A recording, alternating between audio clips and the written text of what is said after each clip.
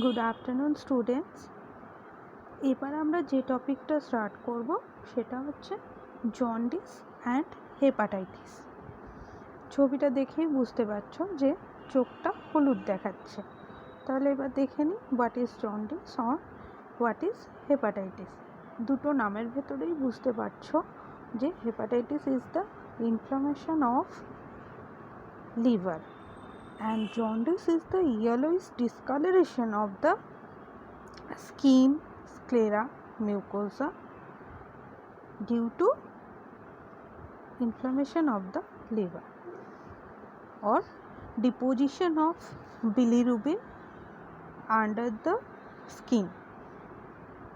তাহলে এবার দেখে নিই viral hepatitis is a systemic disease with primary inflammation of the liver by one group of hepatotrophic viruses.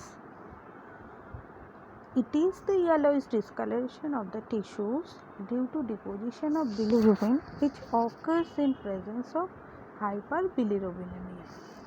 তাহলে বোঝা গেল এটা একটা সিস্টেমিক ডিজিজ, সাধারণত লিভার ইনফ্লামেশনের জন্য হচ্ছে। আর লিভার ইনফ্লামেশনটা ঘটাচ্ছে কি হাইপারট্রফিক ভাইরাসেস, বিভিন্ন মানে একই গ্রুপের ডিফারেন্ট টাইপ অফ ভাইরাস।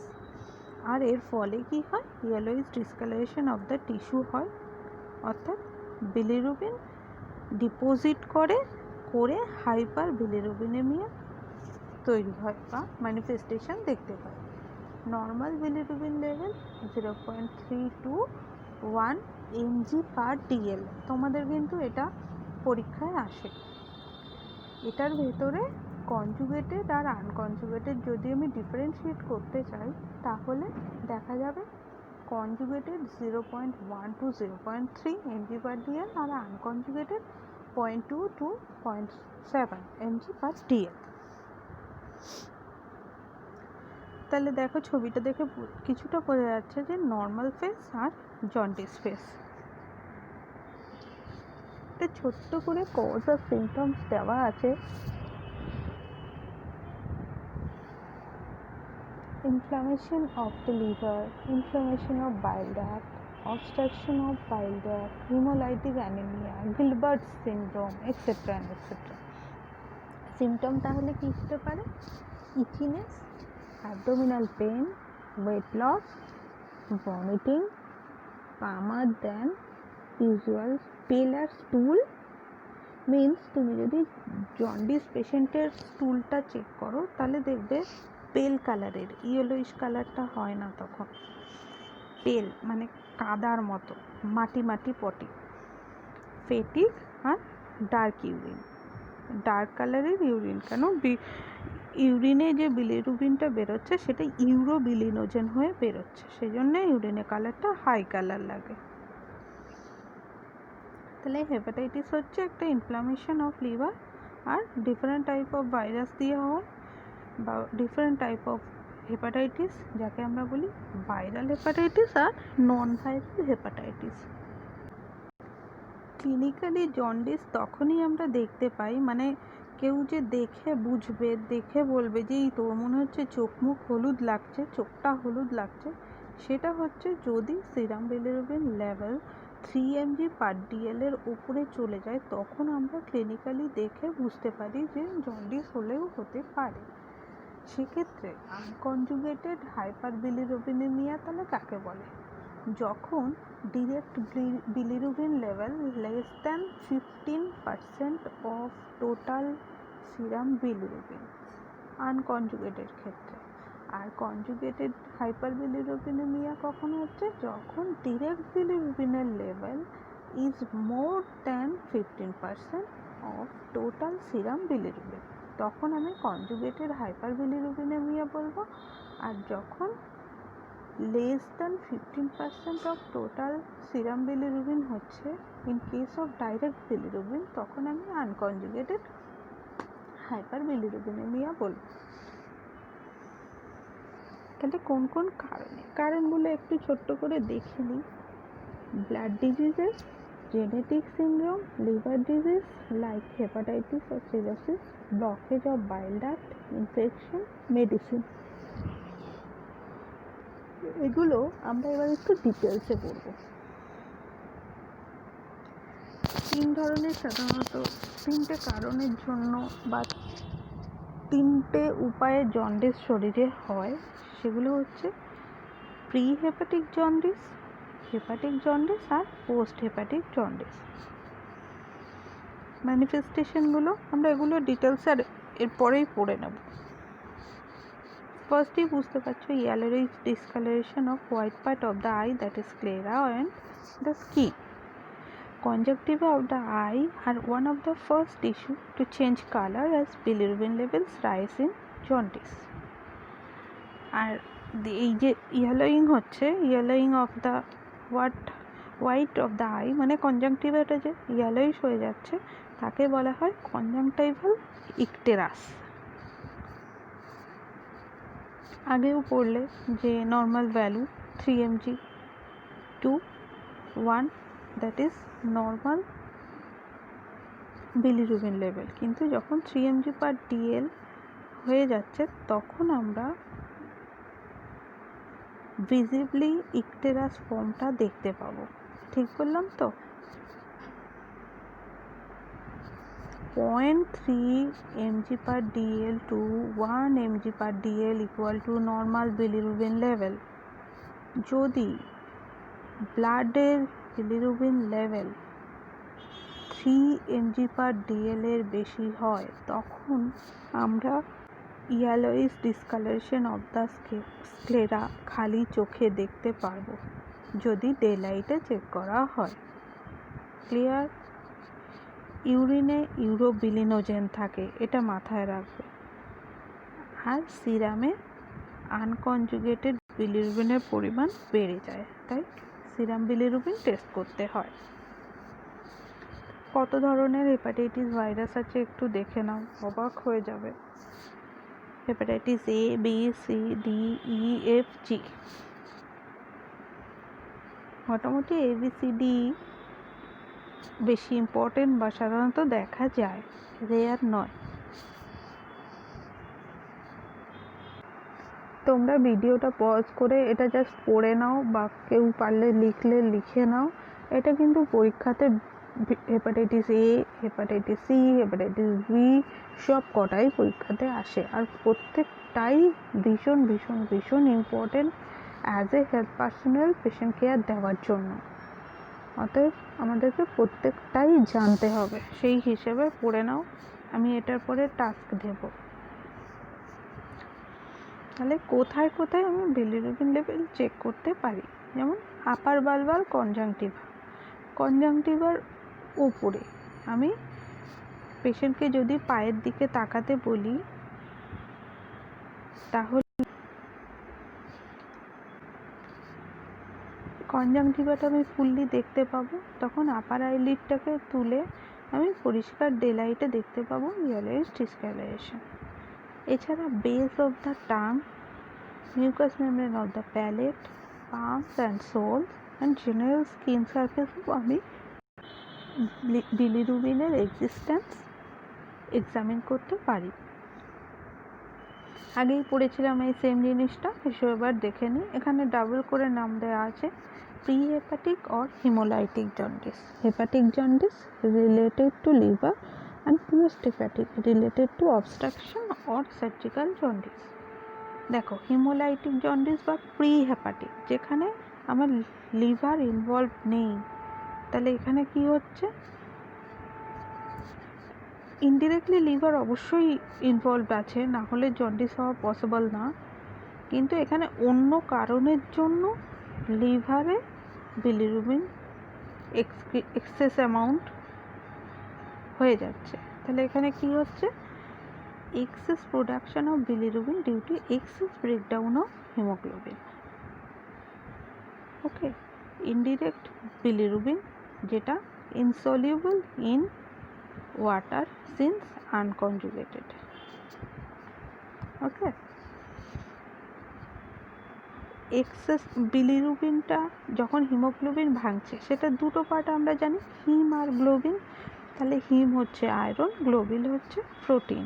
তাহলে এই যে ভেঙে যাচ্ছে, তার ফলে প্রচুর পরিমাণে প্রোটিন আর আয়রন এক্সেস জমা হচ্ছে শরীরে, সেজন্য জন্ডিস হচ্ছে।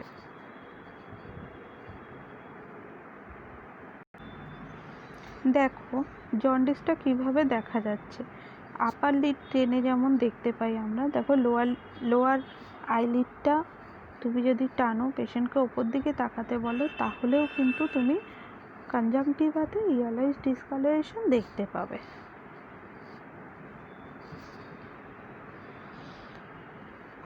হেপাটিক জন্ডিস, তাহলে লিভার এখানে কি করতে পারছে না, এক্সক্রিট করতে পারছে না বিলিরুবিনটাকে, তার ফলে জন্ডিস ফর্ম করছে। এক্ষেত্রে increase level of conjugated and unconjugated bilirubin, মানে এক্ষেত্রে যেহেতু লিভার বিলিরুবিনের একটা পার্টকেও বার করে দিতে পারছে না, এক্সক্রিট করে দিতে পারছে না, সেজন্যই এখানে কনজুগেটেড অ্যান্ড আনকনজুগেটেড বিলিরুবিনের পরিমাণ বেড়ে যাচ্ছে। তাহলে দেখো এখানে আমরা দেখেছিলাম প্রি হেপাটিক জন্ডিসে ইনডিরেক্ট বিলিরুবিন বাড়ছিল, হেপাটিক জন্ডিসে ইনডিরেক্ট অ্যান্ড ডিরেক্ট বিলিরুবিন বাড়ছে। তোমরা যখন ওয়ার্ডে যাবে প্লিজ একটু জন্ডিস পেশেন্ট বা হেপাটাইটিস পেশেন্ট দেখলে তার বিলিরুবিন লেভেল চেক করবে, কনজুগেটেড কত, আনকনজুগেটেড কত, সেটা দেখে তুমি নিজেই বুঝে নিতে পারবে যে এটা প্রি হেপাটিক না হেপাটিক না post hepatic jaundice. Obstructive jaundice, এক্ষেত্রে বিলিরুবিন ফর্মেশন রেট বা বিলিরুবিন যে তৈরি হচ্ছে সেটা নর্মাল আছে, এক্সেস অ্যামাউন্টে তৈরি হচ্ছে না, কিন্তু এ বেরোতে পারছে না, কনজুগেশনও নর্মাল হচ্ছে। মুশকিলটা যেখানে হচ্ছে বিলিরুবিনটা বেরিয়ে যে সার্কুলেশনে যাবে সেখানেই প্রবলেম।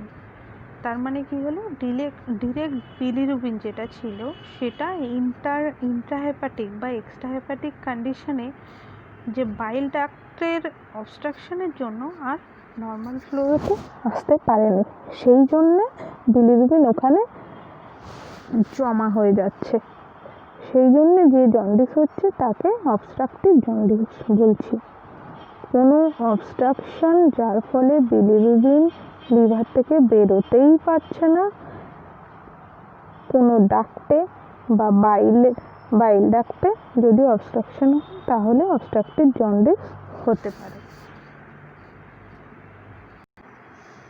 তাহলে এবার আবার দেখে নিই সাইন সিমটমগুলো। স্পেসিফিক সাইন সিমটমের মধ্যে পড়ছে আর্লি ফিচার্সে yellowish discolouration of skin and sclera, pale or clay coloured stool, যেটা তোমাদের আগে বললাম যে স্টুলের কালারটা কাদা কাদা মাটির মতো রং হয়, ডার্ক ইউরিন, প্লুরাইটিস। আর পরের দিকে আমরা কি দেখতে পাই, জ্যান্থালাসমা অ্যান্ড জ্যান্থোমাস, জ্যান্থালাসমা অ্যান্ড জ্যান্থোমাস। ম্যাল অ্যাবজর্পশন যেহেতু হচ্ছে সেই জন্য ওয়েট লস হতে পারে। স্টিটোরিয়া, মিনিংটা আমাকে লেখো, কোন বই থেকে পেয়েছো বলবে, এটা কিন্তু অবজেক্টিভ আসে। Osteomalacia, increased bleeding tendency, fever, rigor and pain.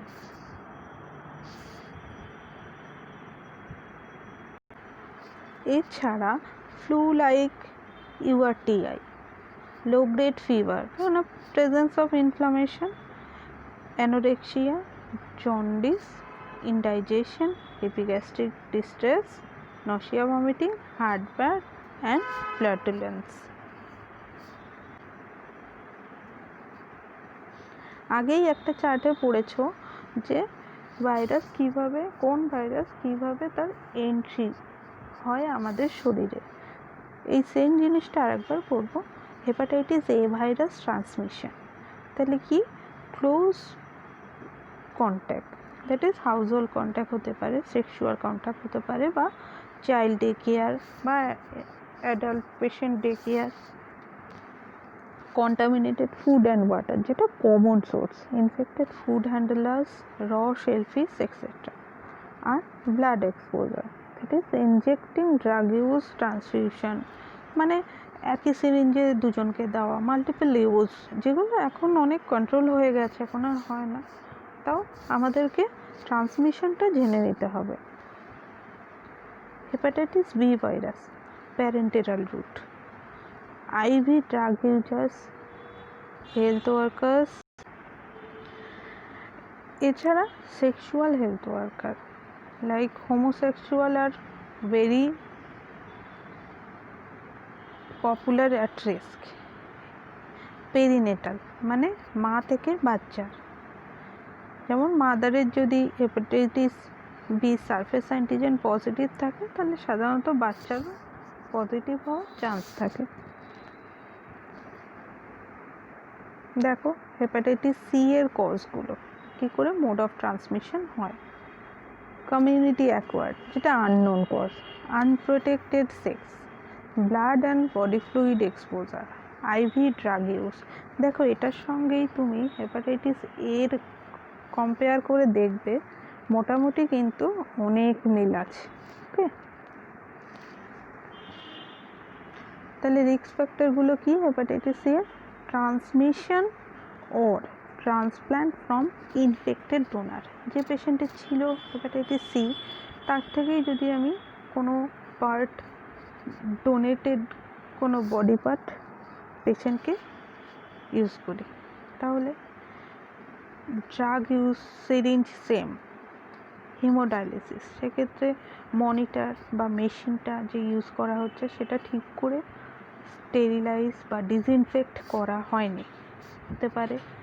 এছাড়া নিডল শেয়ার করা, অ্যাক্সিডেন্টাল ইনজুরি হবে তার জন্য, সেক্সুয়ালি কোনো যদি এক্সপোজার হয়ে থাকে তার জন্য, মাল্টিপল সেক্স পার্টনার, আর এই hepatitis C virus infected mother থেকে যদি চাইল্ড হয়। ওকে, হেপাটাইটিস ডি ট্রান্সমিশন, সেক্ষেত্রে পারকিউটেনিয়াস এক্সপোজার, সেই সেম নিডল শেয়ারিং আর permucosal exposure, that is sexual contact. Hepatitis E virus transmission, তোমরা ছবিটা দেখো ভিডিও পজ করে, তাহলেই বুঝতে পারবে কীভাবে ট্রান্সমিট করলো।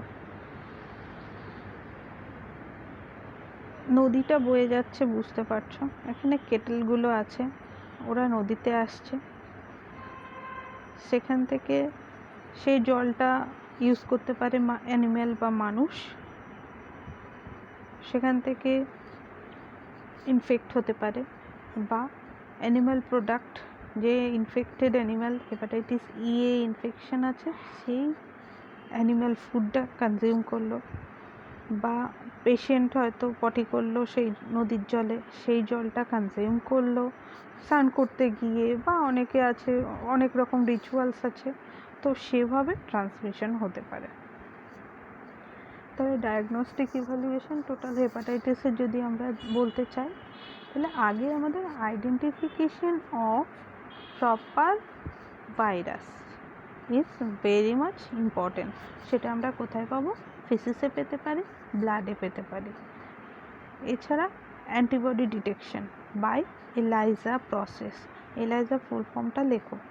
বায়োকেমিক্যাল টেস্টের মধ্যে alanine amino transferase, that is ALT. এছাড়া বিলিরুবিন লেভেল, প্রোটিন লেভেল। আর মলিকুলার ডায়াগনোসিস যদি করতে চাও তাহলে আরটিপিসিআর অফ ফেসেস। এবার আসি জন্ডিসের কী কী ম্যানেজমেন্ট হতে পারে। তাহলে কারেকশন অফ কোয়াগুলোপ্যাথি, আমরা পড়লাম যে ব্লিডিং ডিসঅর্ডার হতে পারে, তাহলে সেই ব্লিডিং ডিসঅর্ডার যাতে না হয় সেটা আমাদেরকে কারেকশন করতে হবে। ফ্লুইড অ্যান্ড ইলেকট্রোলাইট, ইলেকট্রোলাইটের বানানটা একটু ভুল আছে, ঠিক করে নিও। ব্যালেন্স মেনটেনেন্স বা ম্যানেজমেন্ট। লো ফ্যাটি স্পাইসি ফুড, তাহলে সেটার জন্য আমাদের নিউট্রিশনিস্ট বা ডায়েটিশিয়ানের হেল্প নিতে হবে। ব্লাড ট্রান্সফিউশন যদি দরকার থাকে, যেমন আমরা পড়েছিলাম কি হিমোলাইটিক অ্যানিমিয়ার জন্যে আমার জন্ডিস হতে পারে, তাহলে সেক্ষেত্রে আমার হিমোগ্লোবিন ভেঙে যাচ্ছে, তখন আমার ব্লাড ট্রান্সফিউশন দরকার। অ্যান্টিবায়োটিক, যদি ইনফেকশন হয়ে গিয়ে থাকে তাহলে তোমরা জানোই antibiotic to treat bacterial infection. Fluid and high fibre diet encourage করতে হবে। এছাড়া বিলিয়ারি ড্রেনেজ, দেখা গেল ব্লকেজ হয়েছে বা সার্জিক্যাল প্রসিডিওরের জন্য কখনো অ্যাডিশন বা ক্লিপ আটকে যাওয়ার জন্য অনেক সময় বাইল এক্সক্রিট করতে পারে না, তাহলে সেক্ষেত্রে আমাদেরকে ড্রেনেজ দিতে হবে। সার্জিক্যাল ওয়ার্ডে বা পেশেন্টদের দেখতে পাবে বাইল ড্রেনেজ দেওয়া থাকে। আর একটা পদ্ধতির মাধ্যমে করা হয় বা সার্জিক্যাল প্রসিডিওর, সেটা হচ্ছে ERCP, that is endoscopic retrograde cholangio pancreatography. এটা তোমরা প্লিজ প্রোনাউন্স করো, পরীক্ষাতেও আসে তোমাদের অবজেক্টিভ কোশ্চেন হিসেবে বা ফুল ফর্ম লিখতে দেয়। মেডিকেল ম্যানেজমেন্টের মধ্যে মোটামুটি same, antiviral agent, adequate bed rest, IV fluid management, physical activity restriction আর ফ্রিকোয়েন্ট স্মল ফিডিং দিতে হবে। ভ্যাকসিনেশন যদি দরকার হয় ভ্যাকসিনেটেড করতে হবে। সাধারণত কিছু কান্ট্রিতে আছে, সেখানে গেলে বা বেরোনোর সময় যদি তুমি মাইগ্রেন্ট হও তাহলে তোমাকে vaccine must. Hepatitis B vaccine তোমরাও নিশ্চয়ই নিয়েছো, জানো, এখান থেকেই দেওয়া হয়েছে, সেই জন্য এটা কিন্তু মাস্ট। তাহলে প্রিভেন্ট করব কি করে? এটা একটা শর্ট নোট তোমাদের এক্সামে আসে, discharge of a patient with hepatitis. এবার যে হেপাটাইটিস থাকবে সেই হেপাটাইটিস লিখতে হবে। তোমরা 56 জন আছো, তাহলে যদি তোমরা 11 জন করে ভাগ হয়ে যাও, 5টা গ্রুপ হবে, 5টা গ্রুপ হয়ে, আর বাচ্চাদের মধ্যে ঝগড়া করো না যে এদের গ্রুপে 12 জন, তাহলে 5টা গ্রুপ হয়ে যাও, এখনই 10-10 করে ভাগ করে নাও, আর লাস্টের 11 জন করে ভাগ হয়ে যাও, লাস্টের গ্রুপে হয়তো একজন বেশি হবে, সে হোক। হওয়ার পরে 5 মিনিটের মধ্যে আমাকে অ্যান্সারটা লেখো, বই থেকেই লেখো যে সবাই 5টা হেপাটাইটিস ভাগ করে নেবে, 5টা গ্রুপ 5টা হেপাটাইটিস ভাগ করবে, hepatitis A B C serially করে নাও, তাহলে ঝগড়াঝাটি হবে না। ওকে, জাস্ট পয়েন্ট ওয়াইজ এক লাইন করে এক্সপ্লেন করবে। Discharge advice of a patient with hepatitis A, discharge advice of a patient with hepatitis B, এরকমভাবে 5টা লিখবে। ওকে, নার্সিং ম্যানেজমেন্ট তোমরা নিশ্চয়ই পারবে, তাই আর এখানে এক্সপ্লেন করলাম না। ওকে, বাই।